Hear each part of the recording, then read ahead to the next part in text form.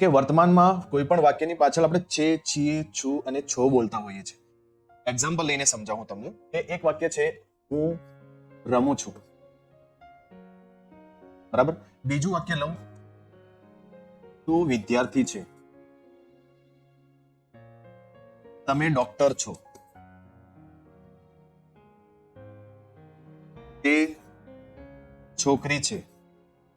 તો આ જે વાક્યમાં આપણે જોઈએ પાછળ છો, છે, છો અને પાછળ છે બોલીએ, તો જે વાક્યની પાછળ છે, છીએ, છું અને છો, આ જે છે એ ગુજરાતીના ટુ બી ના રૂપ ગણાય. હવે આ ટુ બી ના રૂપોને આપણે અંગ્રેજીમાં શીખવાનું છે અને એ જ એમ, ઇઝ અને આર છે કે ગુજરાતી વાક્યમાં પાછળ છો, છે, છો અને છીએ બોલતા હોઈએ છે એ બધા શું છે? ટુ બી ના રૂપ છે. વર્તમાનની વાત કરીએ છીએ. વર્તમાન એટલે કે જે ચાલુ સમયમાં, એટલે કે જે અત્યારના સમયમાં જે થતું હોય એવા કામો માટે, એવા ક્રિયાઓ કરવા માટે જે વાક્યો બોલતા હોઈએ છીએ, એ લખતા હોઈએ છીએ, એની પાછળ છે, છીએ, છું બોલતા હોય અને એને આજે આપણે ક્લિયર કરીએ છીએ. ઓકે, તો બીજું વાત કે ગુજરાતીમાં આપણે બોલીએ છીએ હું રમું છું, તો એમાં ટુ બી નું રૂપ ક્યાં છે?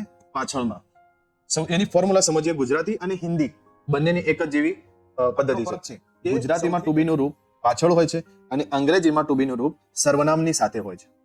આટલું સમજવું પડશે. ગુજરાતીમાં ટુ બી નું રૂપ પાછળ, અંગ્રેજીમાં આ યાદ રાખજો, લખવું હોય તો તમે તમારી નોટબુકમાં લખી દો, સર્વનામ સાથે ટુ બી નું રૂપ હોય છે.